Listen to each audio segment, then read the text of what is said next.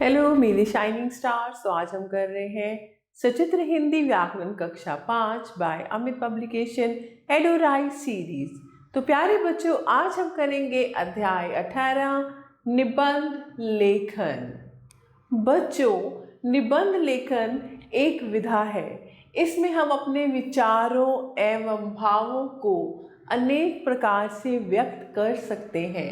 निबंध का शाब्दिक अर्थ होता है अच्छी तरह से बंधा हुआ। निबंध के अंग मुख्य रूप से निबंध के 3 अंग होते हैं: प्रस्तावना, विषय वस्तु तथा उपसंहार। प्रस्तावना, इसमें विषय का परिचय दिया जाता है, यहीं से निबंध प्रारंभ होता है। प्रस्तावना छोटी तथा सारगर्भित किंतु रोचक होनी चाहिए। विषय वस्तु, यह निबंध का मुख्य अंग होता है। इसमें विषय का वर्णन होता है, हम किसके बारे में निबंध लिख रहे हैं तथा उसकी विवेचना की जाती है। निबंध के विषय को विभिन्न अनुच्छेदों में क्रमवार प्रस्तुत किया जाता है।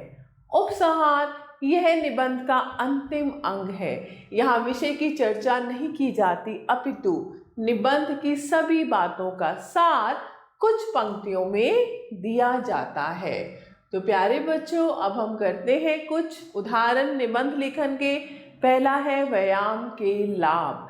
किसी ने ठीक ही कहा है, पहला सुख निरोगी काया, यानी अगर आपका शरीर निरोगी है, बिना किसी रोग के है, तो वो सबसे बड़ा सुख है। जिसका आशय है कि वही व्यक्ति सुखी है जिसका शरीर पूरी तरह से स्वस्थ है। मानव जीवन में शारीरिक स्वास्थ्य का बहुत महत्व है। इस संसार में अनेक प्रकार के सुखों का भोग तथा कर्तव्यों की पूर्ति केवल स्वस्थ व्यक्ति ही कर पाता है। बच्चों, अगर हम स्वस्थ होते हैं तो हमें सब कुछ अच्छा लगता है, लेकिन अगर हम बीमार होते हैं तो हमें कुछ भी अच्छा नहीं लगता। अस्वस्थ तथा रोगी मनुष्य ना तो अपना कुछ हित कर पाता है तथा ना ही देश और समाज के लिए कुछ कर पाता है। अच्छे स्वास्थ्य को बनाए रखने के लिए खेलना कूदना, दंड बैठक लगाना, प्रातःकाल का भ्रमण, तैराकी, योगाभ्यास आदि का सहारा लिया जाता है। व्यायाम स्वास्थ्य लाभ का एक प्रमुख साधन है। खेल कूद, दंड बैठक, योगाभ्यास आदि भी किसी न किसी प्रकार के व्यायाम ही है। इनमें से किसी को भी चुना जा सकता है। व्यक्ति अपनी रुचि, इच्छा, उपलब्धता तथा शक्ति के अनुसार किसी को भी चुन सकता है। प्रातःकाल उठकर भ्रमण पर जाना बिना मूल्य का अनमोल व्यायाम है। व्यायाम से शरीर सुडौल बनता है, शरीर में रक्त का संचार होता है, मन मस्तिष्क भी स्वस्थ रहता है तथा व्यक्ति चुस्त, फुर्तीला और निरोगी बना रहता है। नित्य व्यायाम करने से भूख समय पर लगती है और पाचन शक्ति ठीक रहती है। शरीर का अंग प्रत्यंग बलिष्ठ यानी बलवान हो जाता है, शरीर स्फूर्ति में हो जाता है और आलस्य दूर भागता है। स्वस्थ व्यक्ति प्रसन्न चित्त रहता है तथा उसका मन प्रत्येक प्रकार के काम में भली भांति लगता है। यदि हमारा शरीर स्वस्थ है तो हमारा मन भी प्रसन्न रहेगा और मन ठीक होगा तो हमारे कार्य भी अच्छे ही होंगे। इसका परिणाम होगा कि हम सुखी रहेंगे। व्यायाम करते समय कुछ सावधानियां भी बरतनी चाहिए। व्यायाम का चुनाव अपनी आयु, शारीरिक क्षमता के अनुसार ही करना चाहिए। व्यायाम का समय धीरे धीरे बढ़ाना चाहिए। व्यायाम जहाँ तक संभव हो खुले मैदान में खाली पेट करना चाहिए। योगाभ्यास आदि किसी कुशल योगाचार्य के निरीक्षण में ही करने ठीक होते हैं। अब दूसरा है विज्ञापनों की दुनिया। आधुनिक युग विज्ञापन का युग है। बिना विज्ञापनों के इस युग की कल्पना भी नहीं की जा सकती। फिर चाहे समाचार पत्र हो, दूरदर्शन हो या रेडियो, सभी जगह विज्ञापनों की भरमार है। विज्ञापनों के बल पर ही वस्तुओं को बनाने वाले उत्पादक लाभ कमाते हैं। विज्ञापन के द्वारा उत्पादक सीधा उपभोक्ता से जुड़ जाता है। विज्ञापन जितना रंगीन और आकर्षक होता है, उपभोक्ता उतना ही उसकी ओर आकर्षित होता है। सुई से लेकर जहाज तक सभी वस्तुओं के उत्पादन आप टीवी या पत्र पत्रिकाओं में देख सकते हैं। विशेष रूप से बच्चों से संबंधित वस्तुओं के विज्ञापनों की तो भरमार है।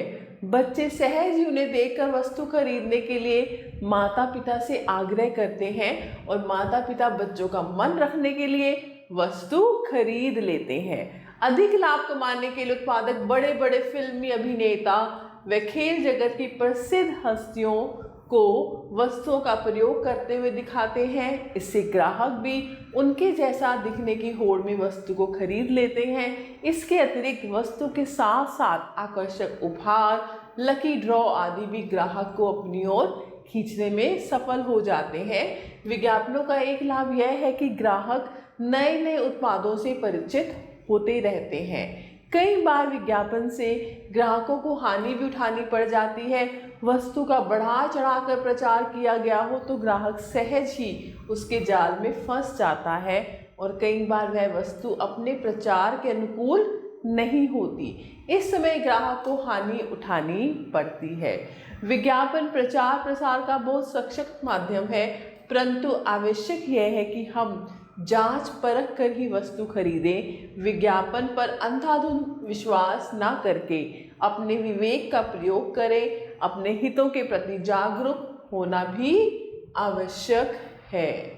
अब ऐसे ही प्यारे बच्चों, हम आगे करते हैं वनों का महत्व। वनों का हमारे जीवन में क्या महत्व है, तो ये आप लिख सकते हैं। रंगों का त्योहार होली। भारत को त्योहारों का देश कहा जाता है। त्योहार हमारे जीवन में नया उल्लास, उमंग और प्रसन्नता भर देते हैं। रंगों का त्योहार होली भला किसे अच्छा नहीं लगता। बच्चों को तो यह अत्यंत प्रिय है। इस त्योहार को बच्चे, बूढ़े, अमीर, गरीब, छोटे बड़े सभी मिलजुल कर बहुत उत्साह से मनाते हैं। यह त्योहार फाल्गुन मास की पूर्णिमा को मनाया जाता है। यह हमें सर्दी की समाप्ति और गर्मी के आगमन की सूचना देता है। पूर्णिमा की रात को लकड़ियों के एक ढेर में आग लगाकर होलिका दहन किया जाता है। अगले दिन फाग खेला जाता है। सभी लोग एक दूसरे पर रंग डालते हैं और गुलाल लगाते हैं। सब लोग सभी प्रकार के भेदभाव भुलाकर एक दूसरे के गले मिलते हैं। होली का त्योहार क्यों मनाया जाता है, इसके संबंध में भी एक कहानी है।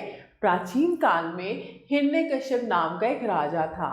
वह भगवान से एक वरदान प्राप्त करके स्वयं को भगवान समझने लगा था। वह चाहता था कि लोग उसकी पूजा भगवान के रूप में करें, पर उसका पुत्र प्रहलाद ईश्वर भक्त था। उसने अपने पिता को भगवान नहीं माना। हिरण्यकश्यप ने प्रहलाद को मारने का निर्णय लिया। उसने अनेक प्रयास भी किए पर सफल ना हो सका। अंत में उसने अपनी बहन होलिका से बात की। होलिका को अग्नि में ना जलने का वरदान प्राप्त था। वह प्रहलाद को अपनी गोद में लेकर चिता में बैठ गई, परंतु परिणाम विपरीत ही निकला। होलिका जल गई और प्रहलाद बच गया। इसी घटना की याद में आज भी होली जलाई जाती है।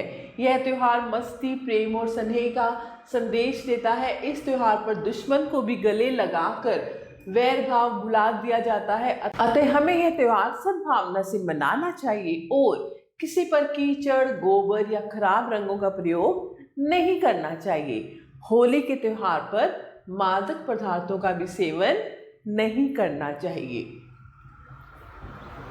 ऐसे ही आगे है समाचार पत्र और हम।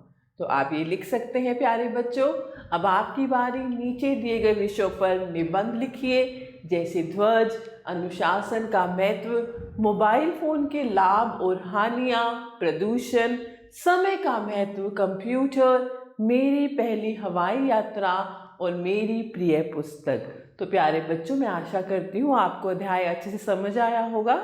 आप सभी बच्चों का तहे दिल से धन्यवाद और हमेशा खुश रहें और स्वस्थ रहें।